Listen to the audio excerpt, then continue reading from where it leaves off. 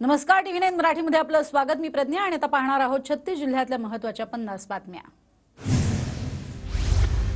सोलापुरातील वंचितचे नेते राहुल गायकवाड यांचा काँग्रेसमध्ये प्रवेश। राहुल गांधींच्या उपस्थितीत गायकवाडांचा पक्षप्रवेश संपन्न। छत्रपती संभाजीनगर लोकसभा निवडणुकीतनं विनोद पाटील यांची माघार। कार्यकर्त्यांशी चर्चा करून निर्णय घेतल्याचं विनोद पाटील यांचं स्पष्टीकरण। तर कुणालाही पाठिंबा देणार नसल्याची ही भूमिका।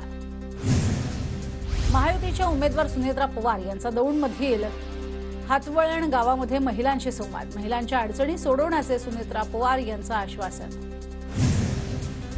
बीडचं पार्सल परत पाठवा, धैर्यशील मोहिते पाटलांचं वक्तव्य। तर भाजपची नीती केवळ वापर करून घेण्याची, जे काम करतात त्यांना काही मिळत नाही, भाजपवर केली टीका।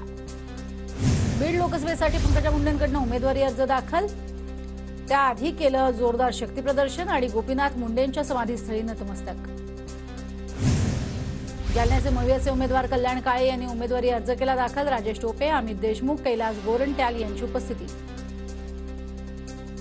यवतमाळमधल्या पुसदच्या सभेत भाषण करताना गडकरींना भोवळ। काही वेळानंतर पुन्हा भाषणाला केली सुरुवात।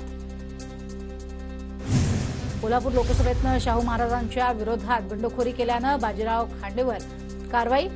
तर काँग्रेस प्रदेशाध्यक्ष नाना पटोले यांच्या आदेशानंतर खाडे 6 वर्षांसाठी पक्षातनं निलंबित।